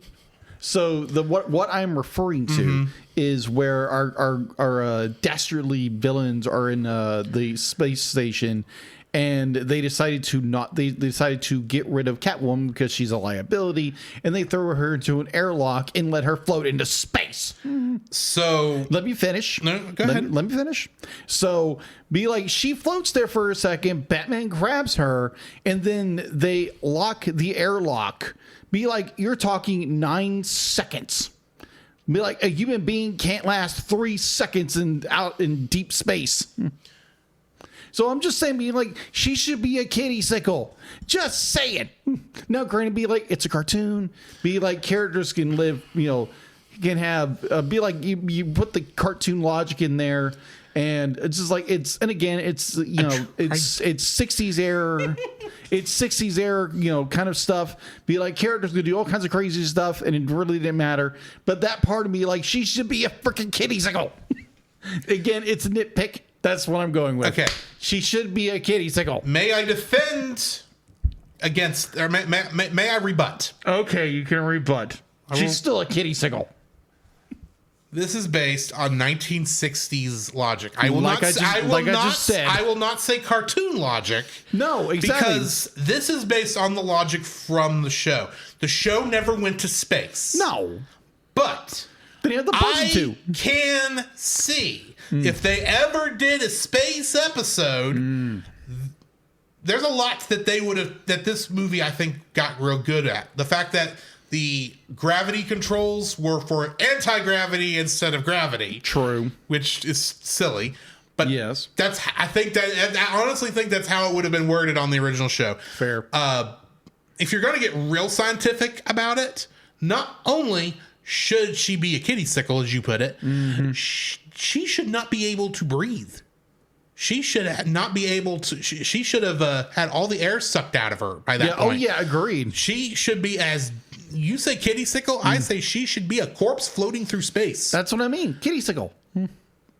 But here's the thing: under 1960s pre-space age logic, yes, that this show is somewhat pulling from, because the 66. I think the first. I think I'm trying to remember when Sputnik was. When some of that stuff was starting to become knowledge. Late 50s. Maybe I'm thinking Gemini. Yeah. Or not Gemini. Sputnik, Mercury Gemini. I may be thinking Mercury. I think a lot of that is around this time, is what I'm trying to get at. 1975. So the public knowledge of these things, including that in Hollywood, may not have been there, and the it would not have been the thought process, if they were making this in the 60s, would not have been to be scientifically accurate, but to be entertaining. True. we look at it now and we can't even take in The Last Jedi Princess Leia, the Force keeping her alive in space, because that's one of the things that bugs a lot of people in that movie. Because to us, it's just a dead certainty. You go into the vacuum of space, You're dead. You're dead. It's a dead zone. So the fact that they are able to, in this film, their logic is, if this was a 60s show, then they thought might have been, well, maybe there was enough oxygen escaping through the airlock that kept her alive, and Batman was able to get her back into the space station before she lost breath and before she froze over. Am I saying that's the right way to do it and that scene makes sense? No. I'm saying I forgive it because I could see the 60s show doing this. Yes. But I also understand how it would bug you. If for no other, this is one of the things that for me, the nostalgia lets me forgive it. It's like, I can see the show doing this. I can let this go. Fair. Because I could also see them. I've seen them do far more ridiculous stuff. Fair. Than this. But yeah, I get why that would bug you and why it would take you out of the episode, the movie. It I wouldn't say it almost did. It was like, oh, okay. Be like, I see the error there. Be like, she should be a popsicle or a kitty sickle at this point. But it's the movie. This is the rules work. I would go so far as to say it was not an error. No, I'm not saying it's an error at all. I think it was an intentional decision. Oh yeah, I agree. That was meant by, we know she should be free, she should be dead, but that's not how these episodes, it's not how the comics at this time would have been written, and it's not how the TV show would have done. Yes. And they're trying to ape that style. Yes. But I can also understand why that wouldn't work for everybody. But it's the same reason this movie was not going to work for everybody. My second is, ironically, the way this movie, I felt, was originally sold to the public back in 10 years, nearly 10 years ago. In fact, it is 10 years ago, actually. Yes. The way this was sold to us was almost as a Batman 66 reunion movie. Doing it animated because most of the actors definitely can't be in that spandex anymore. No. That could come back, and they would be able to do more in this, and they would be able to play more with the stuff. You get in there and you realize it isn't. This is a halfway between the Batman 66 TV show and the actual Silver Age comics from this era. Yeah. And while I understand that and I can kind of live with it, there's a part of me that's looking there and going, shouldn't they have put in a mustache on the Joker that was painted white so he would look more like Cesar Romero? There we go. Who would not shave his mustache because it was his trademark as a Spanish lover. So they painted the clown makeup over his mustache. Yes. Couldn't you have done that? Shouldn't bring it up. Go on. Shouldn't the Penguin look more like Burgess Meredith instead of Danny DeVito? True. He's kind of in the middle. Yeah. To me, what this show was sold to me as was Batman 66 remade, reborn. And we're going so far as to bring the original actors back to play some of their roles, and the people we can't get back, we are getting good sound-alikes. Wally Wingert is the only one of the villains that is not a returning character that is got that role down. He's playing it exactly the way Frank Gorshin would have played it. Yes. Penguin is not being played like Burgess Meredith, and Joker is not being played like Cesar Romero. Okay. If they had told me, oh, this is based on that era of comics and the show, and we're mixing it together, if that had been now granted, this is probably not the marketing department's fault. This is probably how the IGNs and your site in your news sites reported it, and they got it wrong, and I assumed that's what it was supposed to be because it looked like that's what it was supposed to be. But if I had been told, oh, it's actually this thing, I could have gone, oh, okay, so yeah, that's why it's going to be a little more kooky or crazier. I feel to a degree, I feel like it was not made by people who had a love for Batman 66. They had a love for what they thought Batman 66 was. Does that make sense? Aesthetic. Yeah, it's got the aesthetic. It's got some of the goofiness, but it also exaggerates and plays up way too much stuff that of the tropes that really were not as ridiculous as they present it here. Now, admittedly, we get to Batman versus Two-Face, which is a lot more restrained in how it does some of these things. It's actually closer to how Batman 60, the Batman TV show was written. Just on a 2-hour block. In fact, it really does feel more like Batman the movie. But this is like, how much ridiculousness can we do moment per moment per moment per moment? And it's like, it feels like you had a list of jokes that you had to set in there, and that's what you wrote the original story around, and didn't stop to think, maybe these jokes don't actually fit what we're doing and what we should be doing for this. But that's just me. I feel like it should have played more into what the Batman TV show actually was than exaggerating the TV show. And then on top of that, I'm assuming adding in elements of that age of comics that I don't know as well, admittedly, and feel like they are miswritings. That makes sense? Yes. I'm assuming that anything I have, like, that's an odd decision, like the Bat Rocket looking like all the other Bat devices. That feels like something I could see Batman 60, the comics having. But I can't see that as something the show would have had, even if they had a space episode. Yeah. Then again, I have seen the Batcopter and the Bat Cycle and all the other Bat things. It's not far off what they might do, but at the same time, I don't know.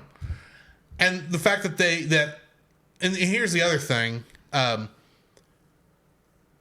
do like the beginning suit up in the film as they're going through with the going off to fight the criminals, and they get in the Barris Batmobile, the original 60s Batmobile, my favorite Batmobile, based off the Lincoln Futura concept car. Yes. They get in that. They do not have the characters saying their iconic lines from launching the Batmobile. You do not have Burt Ward and Adam West going, atomic batteries to power, turbines to speed, Roger, ready to move out, boom, do-do-do-do-do-do. How do you not copy that frame, not frame per frame, but moment for moment? It's iconic. It's nostalgia. You should be playing into this nostalgia a little bit more. The fact that you are doing the scene without actually doing the way they did it, and you have Burt Ward and Adam West who could probably say those lines from memory, because I can say the lines from memory, and I wasn't even bored. Rant Master activated. You know what? Sure. Rant Master activated. This audio clip owned by Nate Marchand of the Monster Island Film Vault. For more information, please go to monsterislandfilmvault.com. If you're going to play into nostalgia, you should go 110%. Not key jangling. You know, it's like, ooh, look at the pretty lights. Look, we mentioned the thing. We mentioned the thing. I'm not talking about that. I'm talking about if you're going to have a scene that is iconic and you're replicating the scene and you don't do it word for word, to play it and let the people who know this stuff geek out a little bit. It's like, oh, they said the thing. They said the thing. If you don't do that, how can you expect the nostalgia to fully take hold? Calm down there. Frank Gorshin, Wally Wingert playing the Riddler is the only one of the new actors who is playing the role the way the original actor played it. Now, a part of that is because prior to the original television show, the Riddler was just a knockoff Joker. And Frank Gorshin turned him into the Edward Nygma we all know and love. Every Riddler performance after that is based on Frank Gorshin. And admittedly, they thought well enough to say, hey, you've got to play this like the way Frank Gorshin played it. Here's an idea. The Joker should be played the way Cesar Romero played it, and the Penguin should be played the way that Burgess Meredith played it. If you're going to have Julie Newmar there acting against them, then they need... And granted, Julie Newmar didn't actually act against them in the show because the Catwoman that's in the movie was played by Lee Merriweather. But if you're gonna have you got to have that consistent feelings. They should be playing it that way. I'm not saying that this was a bad concept.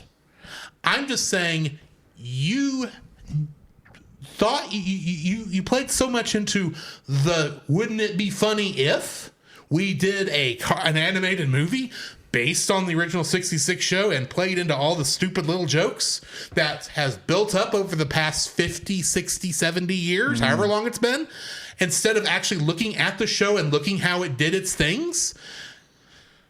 You might have a winner on your hands. And I will say this about the team. They learned their lesson. Because Batman versus Two-Face plays more like that show to the point where they added in Harley Quinn and Dr. Hugo Strange, who were created, I believe, if not after this, were never included in the show. And Harley Quinn obviously would not get created till the 90s. But they were able to work them into the show, and they felt like they belonged. Fair. It's like the actors did not bother to go and look at how the original show was done. They didn't plug in at least the movie that had been available for years. How do you not go in and look at these characters and go, oh, I need to play this character like this for this reason because this is how the show is this is what this movie is supposed to be. Now, granted, maybe that's not how it was sold to them. Maybe that's not how the director saw it. Maybe that's not how voice director wanted them to go. I don't know. There's a lot I don't know. But I'm saying you missed the obvious. And a part of me is, as much as I do like this movie, a part of me will always be frustrated that this is not the true send-up to the original TV show that was sold to me. Fair. That is completely fair. What is your third dislike? My third dislike, okay, so we have 60s Batman go bad. Like, he takes control of Gotham. He kicks everybody out, and everybody seems to be compliant with it for some reason. And it's like, oh, because he gives a certain tone, he has authority. It's like, oh, okay. This is playing into that same problem I had of exaggerating the original show, where everyone who besides Batman and Robin is absolutely useless. That is true. So I'm not saying Commissioner Gordon and Chief O'Hara didn't call Batman way too fast a lot of times. I'm saying it made more sense in that show. Fair. So the point I'm getting to is, Batman takes over, blah, blah, blah, blah. He literally becomes a villain, and he is cured of his manic villainy. His manic villainy. So, and I'm thinking like, okay, and like, the commissioner and, O'Hara show up. I could be wrong, but I think Chief O'Hara was created for the show. Oh, okay. Because they needed a chief of police, and this was and I could be wrong. Chief O'Hara could have been around at this time. Fair. So what I'm saying is like you have, okay, so they're gonna go bust the bad guys for go doing their thing, and so Batman, there's no there's no ramifications for repercussions. This is what I'm looking for. I can't talk tonight, people. Ramifications for what he did to the citizens of Gotham. There's no, he has to rebuild his reputation, whatever. Again, I can't talk tonight. I apologize. So there is a lot of, okay, he literally gets away scot-free, and there's no problems, there's no ramifications whatsoever for the goody Batman going Dark Knight and taking over everything. But it's totally fine that he goes and busts the bad guys for doing the exact same thing. Again, nitpick. The only thing I'll say in defense of it is, if they were writing this based on what the show had to do, the show had to have it where all the continuity was reset by the next episode, or at least by the next half episode, right? Because the first 2 seasons of the original show, every episode was a 2-parter, right? Because it was shown twice a week. Mm-hmm. Same bat time, same bat channel. Yes. So maybe the idea was, after an adventure, obviously Batman and Robin, all the continuity have to be reset. So if you missed the last 2 episodes, you could jump in this week and come in just fine without having seen those. I think that may have been the thought process, is that they were replicating that, which was something they had to do out of necessity at the time. I don't know if that's what it is, but I will say, I kind of sort of wish there might have been some more repercussions. At the same time, I don't think that would have fit what they were doing. Probably not. And yes, there were actually some repercussions, at least during the episode. Fair. In some of them. And obviously, the supervillain would get caught by the end of the episode and put back in Gotham State Penitentiary. Fair. Because this was before Arkham. Mm-hmm. But I do remember there was one episode where I think it was either the Joker or it was the Riddler. The Riddler had an apprentice villain. Yeah. That was a young woman named the Moth or something like that. Mm-hmm. And she really didn't like where the Riddler went with it, so she kind of was having I'm trying to remember the thing.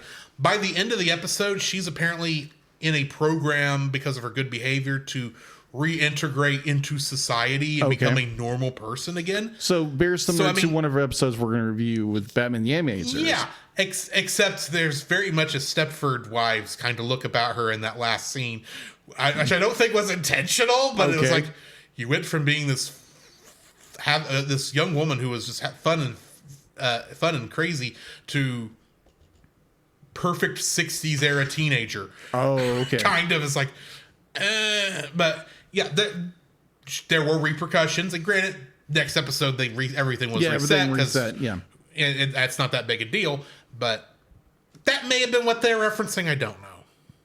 Yeah. Oh, I mean, I agree that like your hero. It's a stretch even for me. Yeah. Oh, agreed. It kind of just drove me nuts. I'm like, wait a minute. Like, one, you should have a kitty sickle.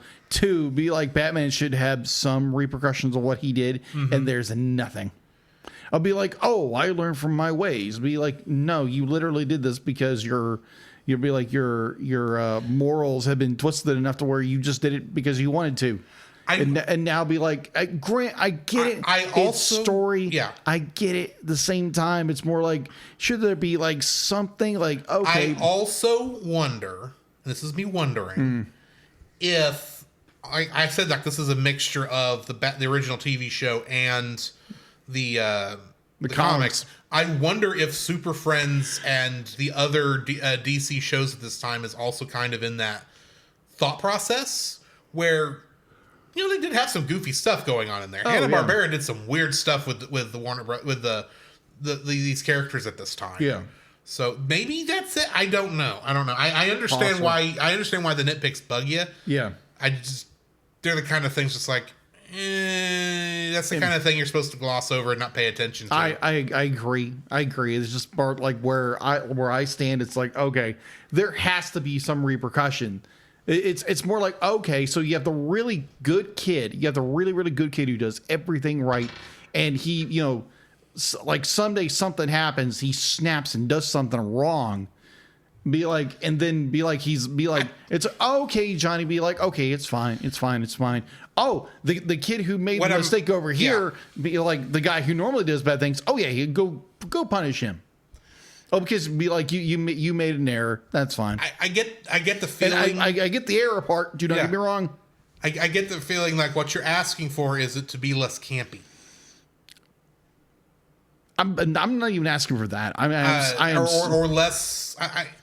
You're wanting it to be more realistic, I guess, is what I'm trying to say. in some ways. I'm some ways. Not trying to bash your point. Don't get me wrong. Okay. But this feels a lot like Francisco's odd decisions sometimes. Okay. on reasons he doesn't like some movies. Where it's like, but that's the whole point of the movie. And again, be like, I'm not saying I don't Right. dislike this movie. I really enjoy it. It's just like these are things that bug you. Yeah, it kind of bothered me a little bit. And at the same time, it's like, okay. Be like, again, understanding it's the movie. Our hero can't do anything wrong. Be like, he can be the baddie for the day. And next episode, no one ever talks about it. I get it. At the same time, in the back of my head, be like, something like maybe the commissioner says something. Oh, you need to pay a fine or something like that because you did all these things. And of course, he would do it because he's Bruce Wayne. And admittedly, But again, that was yeah. If they would have done something like that, I'd been like, okay, I'm good with that. I would even go so far as to say, and this is me assuming, so correct me if I'm wrong, you're not really asking for a whole lot of repercussions. You're No. asking for acknowledgement that, Acknowledge he did something. what I did was wrong. Yeah. Because Batman's not getting arrested for taking over the city No. like every other supervillain has. Yeah, exactly. He literally gets away with it scot-free, and it's more, they're like, okay.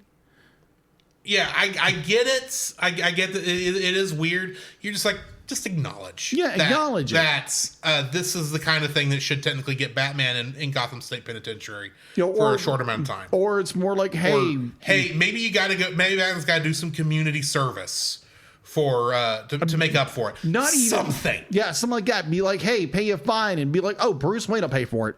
Yeah. There you go. I- Boom. That's it. Okay, here's the minor thing. Have Batman and Robin, or Batman specifically, temporarily lose his deputization. Because he is a duly deputized member of the law in this universe. Right. Which means he is, for all intents and purposes, part of the Gotham Police Department. Right. But be like, But because he acted outside of what he should have done, Right. technically Internal Affairs ought to be up his butt Right. and saying, hey, you can't do this. We've got to at least slap you on the wrist and say, you can talk to you can help Robin, like over the radio as he's solving the crimes, but you've got to take a couple months off as Batman. okay.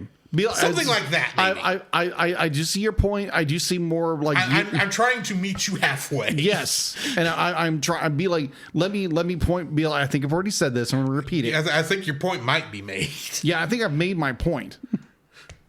But yeah, it just be like a little acknowledgement and be like, oh, be like, Batman, you did all these horrible things. And be like, okay, we understand you were under some kind of spell or whatever, but Yeah. you still didn't make it fine. It's like, okay, no Yeah, problem. I will get my best friend Bruce Wayne, but Yeah. I'll get my associate Bruce Wayne to pay for it. No problem. Because admittedly, Done. we don't even get a good hand wave No. on this. No. Which is really what they should have. That's what they've done for everything else. Yeah. Why didn't we get a hand wave? It's like, oh, Batman, you technically did all this bad stuff. You need to. Yes. We got to at least check this box. And maybe in one version of the script that was there and it got cut out for time. Possibly. I don't know. Yeah. So yeah, Either way. Yeah, that's my third dislike. My third dislike, if I've got one, I feel like I kind of wrapped up most of my dislikes in my rant earlier. I think you did.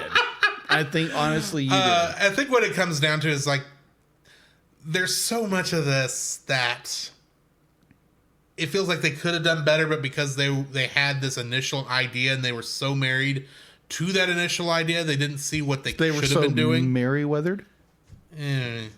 Maybe, but I don't. I guess my third dislike is that it's just not as good as it could have been. Fair. It's still fun. Don't get me wrong. It's still enjoyable. Am I going to put this in like a couple months from now for fun? Probably not. But I still enjoy the movie. I still enjoyed watching it. My issue is it's not Batman 66, even though it's got Adam West and Burt Ward and Julie Newmar in it. But and playing their roles. It's technically its own animal. The problem is they're so not really making fun of, but poking fun at the tropes of the 66 show that they lose the story. I think that would be what is. It's like they lose the plot in this for a long period of time, and there's just a lot of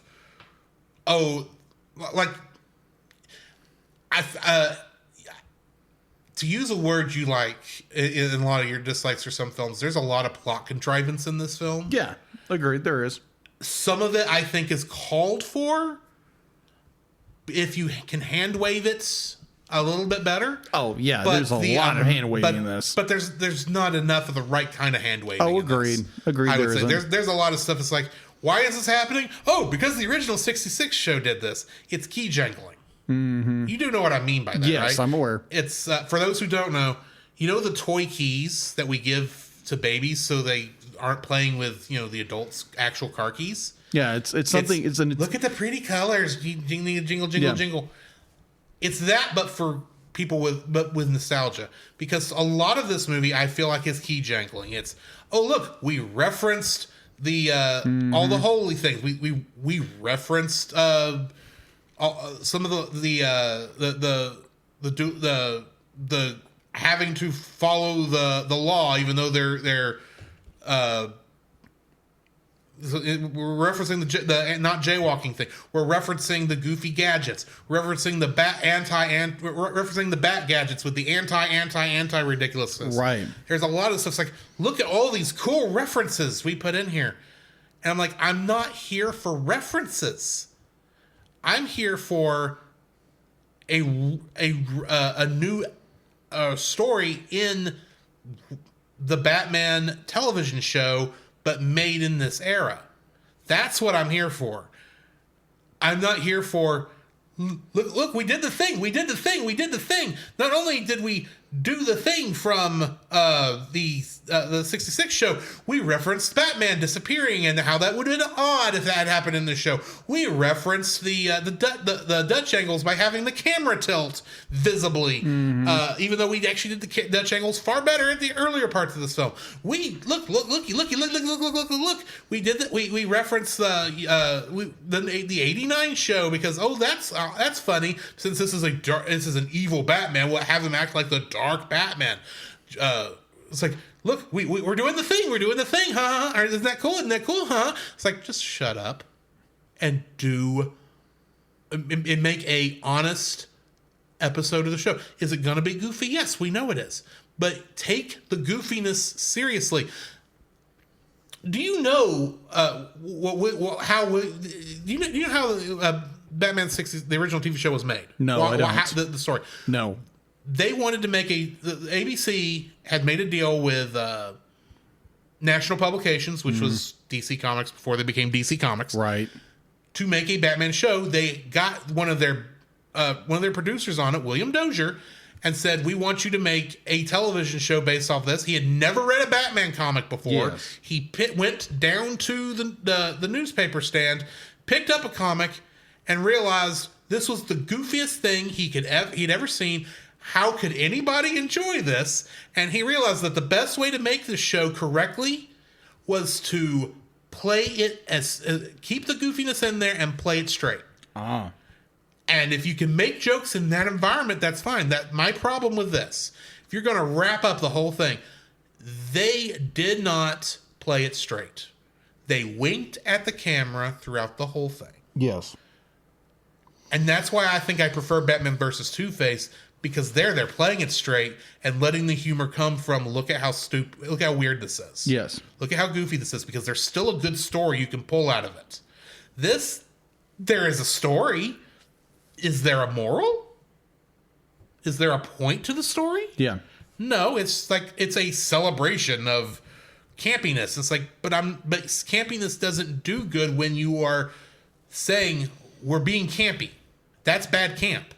True. Good camp is when you are taking that ridiculous and playing it straight and acting like, of course, this is how it goes, and not batting an eye at the audience. Fair.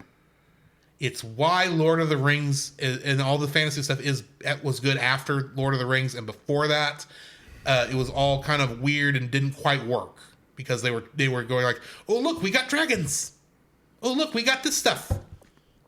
We got knights. Yes, but we're also not treating it seriously. Fair. Well, I think, like you said before, the fact to be like, oh, okay, we're playing into nostalgia. We're playing into be like, oh, okay, this is more of an homage to everything. Mm-hmm. So instead of just doing the thing, yeah, instead of be like, you know, doing their due diligence and making this, you know, a very, you know, straightforward adaptation of the series. It's like, oh, okay, let's take all the like everything that was about it, but don't take everything so seriously. I gotcha. I mean, that's what I think. I want them to take it more seriously than they did, because this was more like, look at all the funny jokes. They're winking at the audience the whole time. Yes. And saying, we're doing the thing. We're key jangling. We're doing all this stuff. It's like, that's what frustrates me with this. But that's all beside the point. Actually, come to think of it, this thing was directed by a director of Lego movies. Yes. And now I know why that's what it is. This feels like it's a Lego movie without the Legos. But either way, what are you rating this film?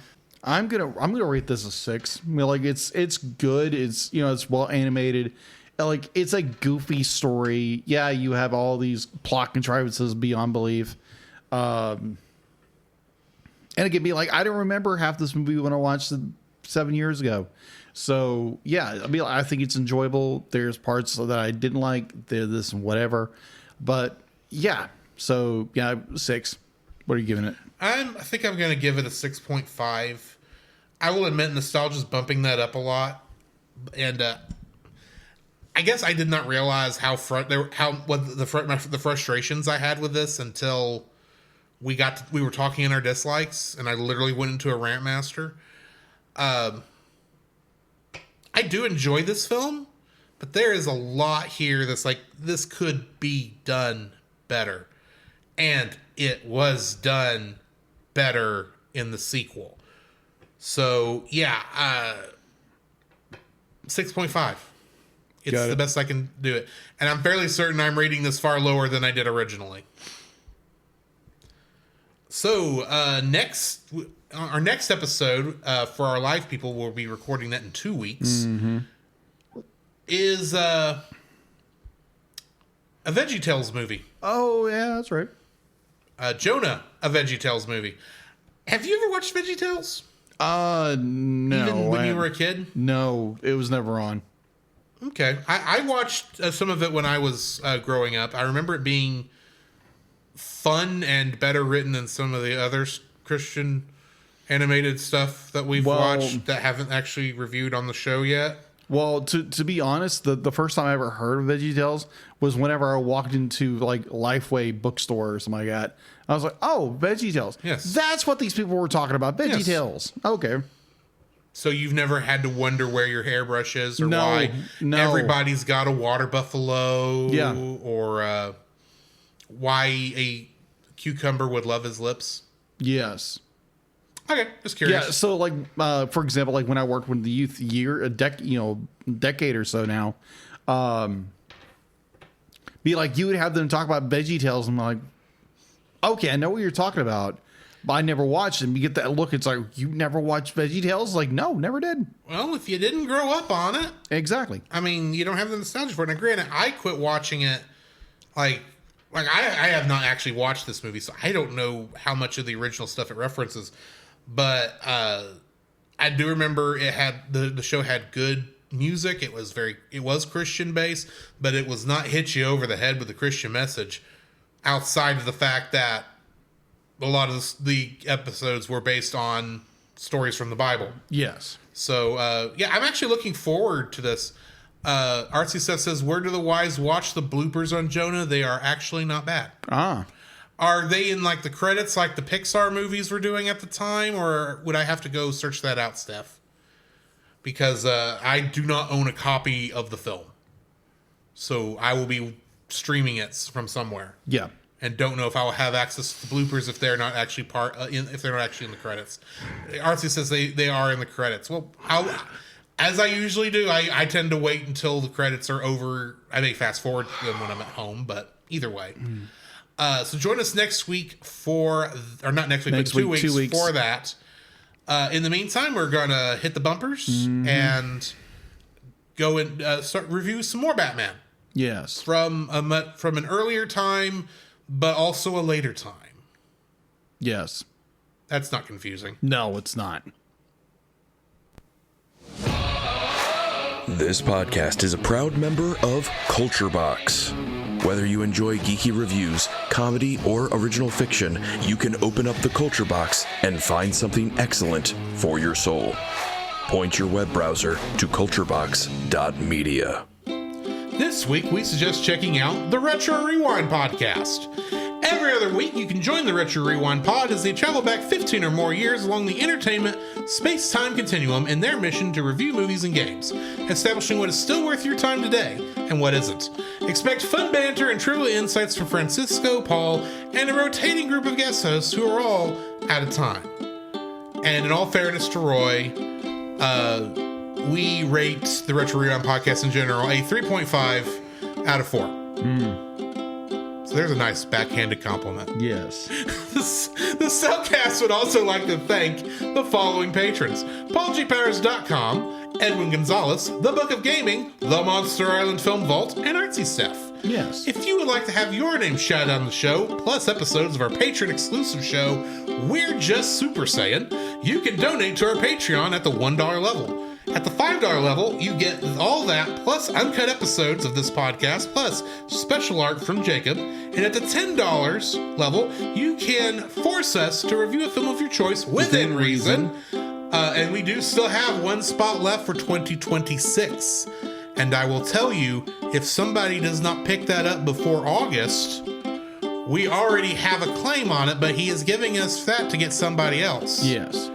And that certain someone already has an episode that's coming up very soon. So, and we might have been on his show recently. Yes. And he might also be in Culture Box. Yes. I think you know who we're talking about. Yes. Certain Marchand. Also, you should check out our Redbubble store for stickers, t-shirts, and various other merchandise items. Yes. Well, we get a lot of the money back from that. Yes. The links for that are in our are in the description.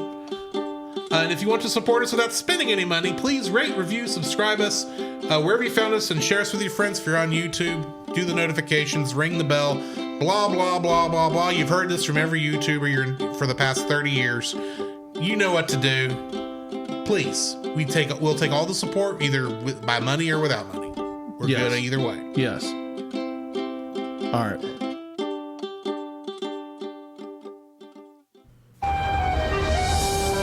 I am vengeance. I am the night.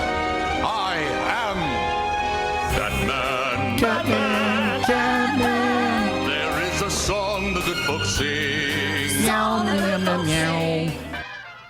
I'd say this isn't the Fairly Odd Parents. Oh, I know, but I'm relating to be like there was a Catwoman in the movie. So, Catwoman, Catman, meow, meow, meow, meow. All right. House ampersand garden. Ooh. I say it ampersand because most of the time they actually spell out the word and, but because they're referencing Homes and Garden magazine, Yes. they use the ampersand, and I'm being silly. Yes, you are. It first aired May 2nd, 1994, is production episode 70 and broadcast episode 66. It was written by Paul Dini and directed by Boyd Kirkland. Nice. In this episode, not only has Poison Ivy been released from Arkham Asylum, she's also married her doctor and settled down to help raise his 2 sons. Still wealthy Gotham bachelors are being poisoned and robbed in ways that are exactly mirror Ivy's old crimes. The attacks take a personal turn when Dick Grayson is kidnapped by the mysterious assailant. Is Ivy responsible? And if so, how can Batman prove it?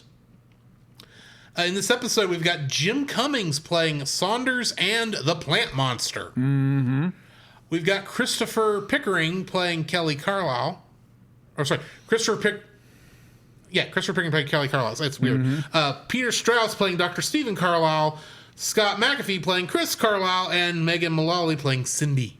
Trivia for this episode: an issue of the later Batman Adventures Volume 2 comics suggests that this is the last appearance of the real Poison Ivy, and that revamped version seen in the new Batman Adventures from 1997 was merely another copy produced to keep Batman off her trail while she went into hiding for good. None of this was ever incorporated, though, into the animated series. No. She does come back, though. We don't know if it's actually her, another version. Well, yeah, this is actually the last full appearance of Poison Ivy in the show. She later appears in the episode Harley's Holiday, but has no dialogue. And that's all the trivia I've got for this episode. What are your thoughts on it? Oh my gosh. You have these two iconic episodes back to back, at least in our review of them, is just, oh my, it's like this one is more, it's got this classic, she's been reformed, and we had something very similar to, and I think it was like Trial, the one where they put Batman on trial, where they stuff her back into Arkham. And so now she's up for parole again. Oh, she has good behavior. Yeah. How long is in between these two? Just saying. We don't know. We don't need the true answer to that. We don't. This show does operate on that same logic we talked about during the Batman 66, where the continuity kind of needs to reset between episodes. In some ways, but at the same time, there is continuity between episodes. Right.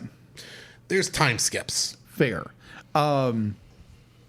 I enjoyed it tremendously because we get this Pamela Isley who is reformed. She's married. She's raising two boys. Hint, they're not supposed to be boys. So you have this Batman. Obviously, he's second guessing his detective nature of suspicion towards a villain. And he's like, "Oh, I might be wrong." And then you get those little clues, and it's like, okay, maybe he is Isley. And then be like, Dick is attacked, and then Robin makes that one. It's like, oh yeah, it's like, yeah, he's here, but yeah, his two boys are girls, and that instantly turns the story around. Oh yeah. And though, admittedly, as I was watching it, I was very suspicious that actually Ivy was still being her. Oh, yeah. Unless, like, my other thought maybe was that maybe the plant monster was going to turn out to be like the Floronic Man, which in the comics is the supervillain that created Poison Ivy. And I thought maybe this would be a reverse on that, but it's not. Right. It's more Invasion of the Body Snatchers. It is. Oh, my gosh. You're not kidding. So we get to, Batman being this detective. Then it's, okay, this is what's going on. Let's go. Because there again, we don't know exactly what's going on. Okay, Robin Dick Grayson gave us this clue. Yeah. It's okay, it's supposed to be girls, not boys. And so it's like, okay. So, and then, Batman does something to the water system. We don't know what he does in the beginning, which I thought was genius. Yeah. Go ahead. Yeah, so we get down to the basement. It's okay. We're finally gonna, and we get the reveal like, oh, the husband's actually been in a tank the entire time, and it's just like, oh, okay. And then I think it's Batman who walks up to the other tank, and you hear this little cry of "Mama, Mama," and it's like it goes horror on everyone. Like, oh no, this is what she's doing. Oh my word. You know what this reminds me of? What would that be? Scarlet Witch. Scarlet Witch. If you've ever read the some of the early Scarlet Witch stuff, and granted, WandaVision is somewhat based on what I'm about to mention. Yeah, somewhat, because they changed it around a little bit, but the Scarlet Witch, of course, did fall in love with Vision. And they did have a relationship, but at one point she did have two boys. The boys were only around though when she was thinking about them, but not many people caught that. And it did allow her to kind of sort of be a mother. And like WandaVision does the same thing as what this episode does, where she does have a family, but she has to give it up at the end. The only difference is I feel bad for Wanda Maximoff. I also kind of feel bad for Pamela Isley in this, but at the same time, she killed the family she created. I feel bad for her. Don't get me wrong, but it's like, and I do see like the sadness that was in her eyes. Yeah, and in this family that she had created. At the same time, she did do evil, and she was having to do some horrible things to keep this family. And one does have to wonder why the wife and the daughters never, or the ex-wife and the daughters never come up until like the very end of this when Dick Grayson brings them up. Why do we not? I can see maybe the wife not keeping up, but I assume the husband has visitation rights. Right. Or should have visitation rights. So yeah, but I honestly, I don't think that was really that was a good clue that, kind of clued us into what's really going on. But I don't think that was that would just been like, it's another layer in the story. Right. But it's hers in her because it's her in her not craziness, but in her the way her psychosis. Yes. This is the word I'm looking for. It's Psychosis. how she's treating them like they're her actual children. Right. But she's being a good stepmother. Right. She's being a good stepmother, and that's what she loves. But she's kind of, as much as she's lied about, she's having to play into the lie, and that's what Batman ends up breaking up at the end, because, yeah. So I do enjoy that very end of this episode where it's okay. Pamela, she reveals her secret, what she's doing, and it's her her prophonic. That's not the right word. You know what I'm trying to say? Yeah. Her love of plants. right. Love of plants. So the notion, because you have this great line by Batman says, it's like, she was doing wrong, but you could be like, I truly believe, that she, in her heart, she'd be like, she was doing the right thing. Be like, she was in love with this man. She was in love with these two children. Yeah.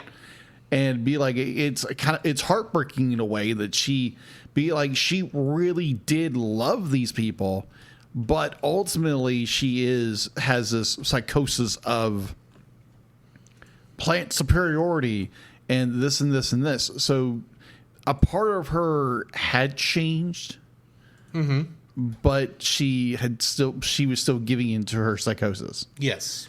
And it's just like, I love that little line at the very end. You see Pamela flying off, and the reveal of the poison ivy that we're seeing in the show is actually a plant monster.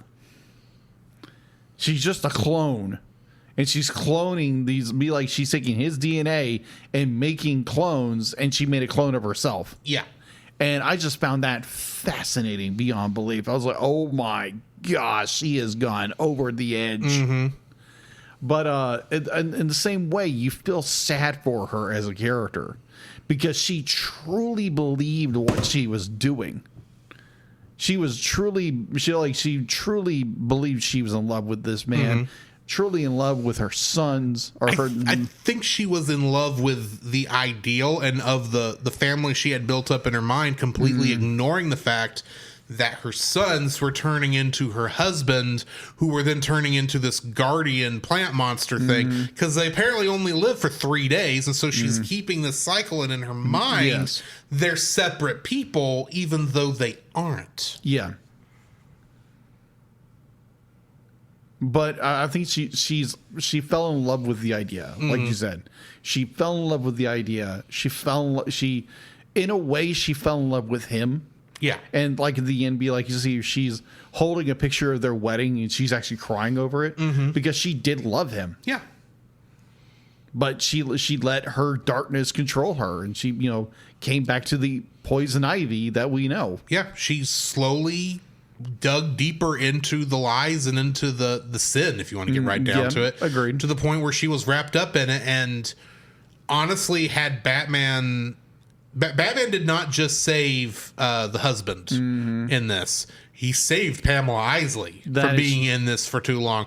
Yeah, she's broken up and is leaving Gotham, but she's leaving Gotham. Maybe she's going to get more help. Maybe she's going to be somebody else's problem. We don't know. Yeah. Maybe she'll come back. I mean, she does come back, just not in a speaking role.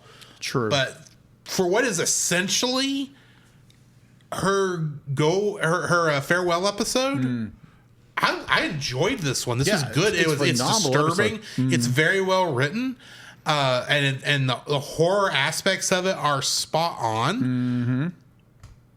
It's not my favorite. Oh, okay. But I really don't have an issue with it because it's really, like I said, it really does feel like I'm watching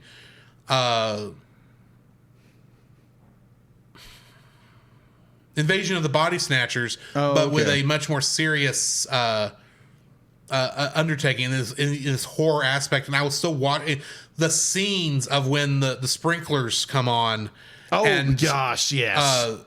The plant monsters first dying, who we just saw grow from little kids. Yeah.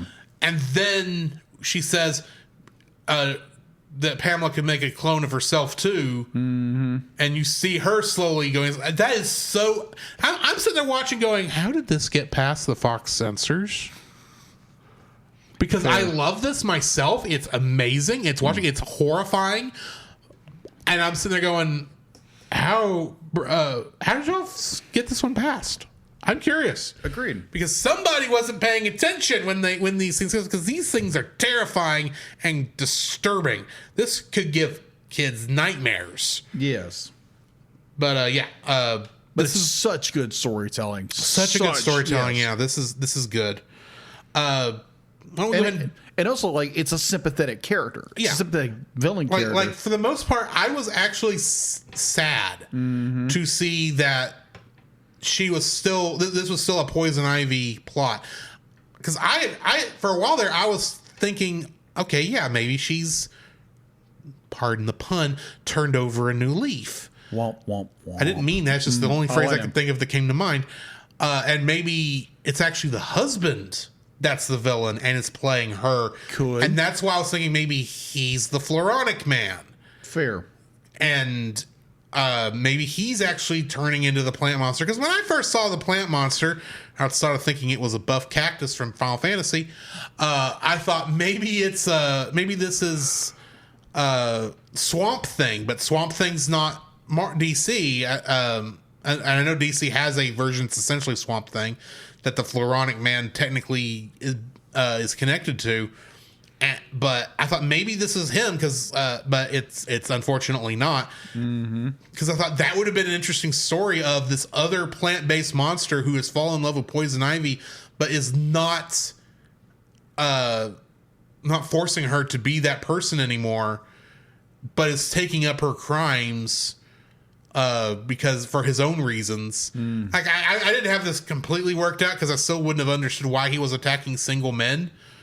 But right. I'm still not sure why Poison Ivy had them attacking single men. But either way, this is just such a good episode. And then there's the next one, The Terrible Trio. Oh, gosh, this has so many layers to it. It's not even funny. I have a feeling we're going to disagree on this episode. Okay, then. This first aired on September 11th, 1995. Is production episode 71, broadcast episode 81. It was written by Alan Burnett and Michael Reeves and directed by Frank Parr. In this episode, three wealthy, bored friends decide to seek new thrills by becoming master criminals as the Fox, the Shark, and the Vulture. The Terrible Trio pick Gotham clean until they encounter the one person who cannot be bought off, Batman. In this episode, we've got Hector Elizondo as playing Sheldon Falbrook, David Joffley playing Armand Army Lydecker, and of course, the Vulture. Bill Mumy playing Warren Lawford, the Fox, Peter Scolari playing Gunther Hardwick, the Shark, and Kristen Hodge playing Rebecca Falbrook, the girlfriend. Yes. Bruce Timm considers this to be the worst episode of the DC animated universe. I can see animation wise, yes. Oh yeah. Animation's not good in this one. This is the only episode animated entirely by Jade Animation in Hong Kong. Really? They had previously provided ink and paint and assistant animation services for two of the Blue Pencils episodes, If You're So Smart, Why Aren't You Rich? And Day of the Samurai. Okay. And despite Bruce Wayne's hatred for guns, he is shown in the skeet shooting scene to be quite proficient with them, as well as being a collector of antique firearms, as shown in The Underdwellers from 1992. The animation in this is awful. Like, awful. Like, I'm sitting there watching going, which one of this is the second one that started with the Adventures of Batman and Robin opening instead of the Batman animated series opening that we've watched so far. And I was beginning to wonder, was Bullet for Bullock the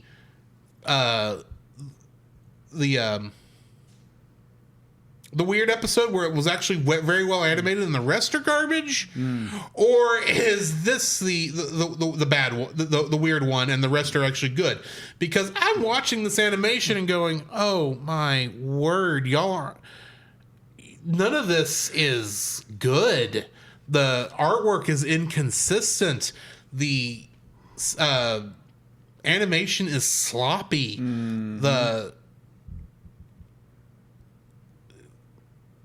It's just so poorly done that I think it distracted me from what story was there. Fair. Because I sit there, watch the story, and I'm looking, going, okay, so you've got three wealthy socialites kind of doing this whole most dangerous game idea, except instead of hunting humans, they are committing basically, they're being thieves for the fun of it. Yes. And it's like I get going because these are kind of like the anti-Batman in a way. Kind of. I get where they're going with it. It's just the animation was so poor and sloppy. I did not care about the story. That sounds bad. Because maybe you can tell me what I missed, but it's just I'm watching the animation on this and going, this is just so goofy.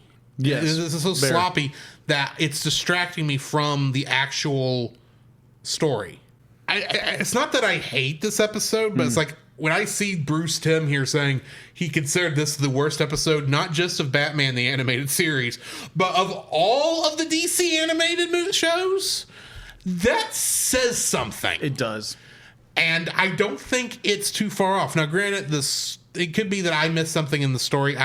Please tell me what I missed. So, like, story-wise, it does tell more of, like, because obviously Bruce Wayne is this phenomenal, like, multi-billionaire who is, like, because you have the contrast between the Fox guy. I can't remember his name.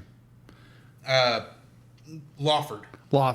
So yeah, Lawford. Admittedly, I don't think they said their names that much. No. So I was still thinking of them as Fox, Vulture, and Shark. Yeah, Lawford be like you has this, like the sense of entitlement he has, that be like he believes that ever since he is wealthy, he is he is an heiress. He is an heiress to a very, very powerful oil, like an oil, you know what I'm trying to say?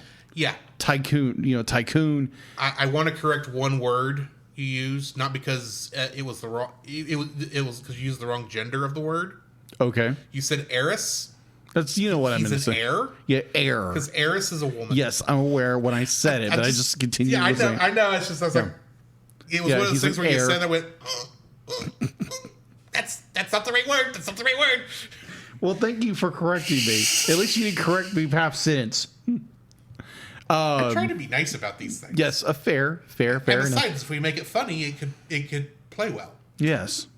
So, either way, heir to a oil tycoon who again, he didn't earn this money. He's a spoiled brat, and he believes he is better than everybody because he's rich, and so he believes that everybody else beneath him is just slime and dirt that are better because we exist, and that that rich entitlement, or that be like superiority because we have more than you.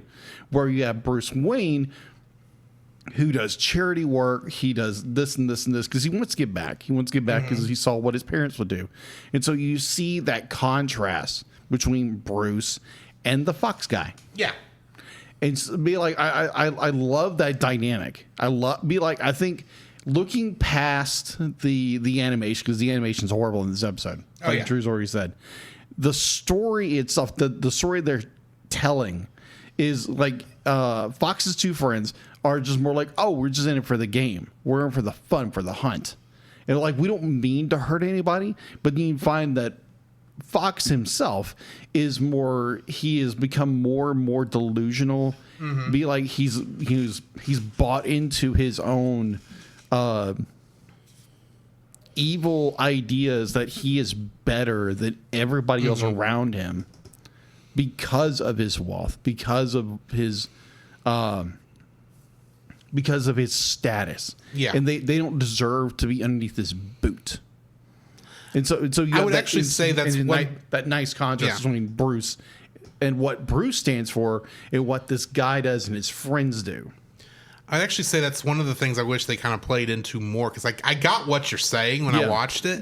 It's just I think the poor animation tainted what I saw. Oh, okay, fair enough. But I think part of the other issue was the other two, the shark and the vulture. They're already playing the Fox's flunkies. Oh yeah, for the most part in this. I kind of wish as the Fox was going crazier and darker that you saw them pulling back more. Like, I can understand maybe, we're breaking into this guy's house we actually know.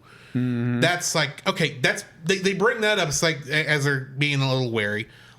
But when the guy shows up, and of course they're confused because they thought he was supposed to be gone. Yeah. And the Fox is talking about killing the guy. And I was like, shouldn't they be backing off a little more on this? Because shouldn't they it would be, to me, it would have been a more interesting story had they been a little more, we were just doing this for fun. You were making it worse. And you're actually going psychotic. We're not as bad. Maybe have their consciences kick in a little faster. Yeah. I don't feel like their consciences kicked in a whole lot at all until they're even almost going in on killing Rebecca at the end. Yeah. And it's like, y'all should be trying, by this point in the story, if this was written the way I think it should have gone, y'all would have been trying to talk him out of killing her. And you really don't. Like, you kind of do, but then you kind of went back and it's like, well, yeah, we can't have any witnesses. And it's like, I can't tell if y'all have been misled or if you're just stupid. Well, okay, so here's my perspective on this. The fact that this is a group of guys who grew up together, or they went to college together, right. So they were on a sorority. So they have this fraternity, again, I'm using the wrong. Late. It's late and I'm tired. They're in a, whatever, I'm gonna use a word, either or, they were in college together, they were in a group together, and they had they had this shared bond, with, them all being, heirs of wealthy families or whatever. And they won all these grand adventures.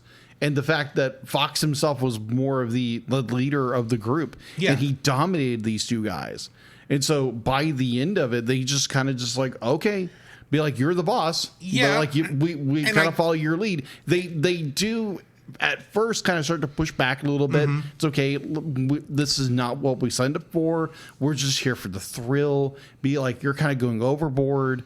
And I do agree that there is a little bit of maybe they should have pushed back a little more. Yeah, but I think because that's the thing is I'm just wanting to see more struggle with these two characters. Okay, because to me it feels like they turn into the hapless goons to the evil mastermind way too fast. Yeah, I agree. And I think that's really what my issue with that part of the story is. So I don't know. Granted, I know you like the story of this episode, and I don't want to yuck that yum. Oh yeah. It's just for me my issues with that bit of the story, coupled with the horrible animation in this episode, just like I'm just kind of glad that this was an episode I had forgotten about, or maybe I don't even know if I saw this as a kid. But yeah, this was not one of my favorite episodes.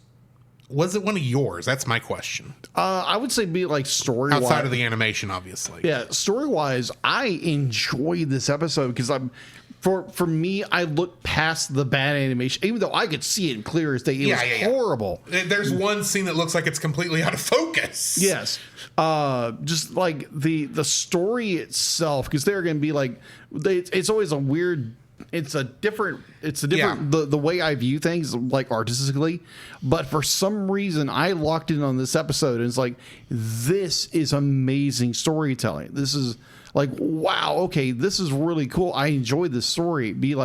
And the way it's wrapped up and everything like that, the kind of the moral story they're trying to tell, I enjoyed that.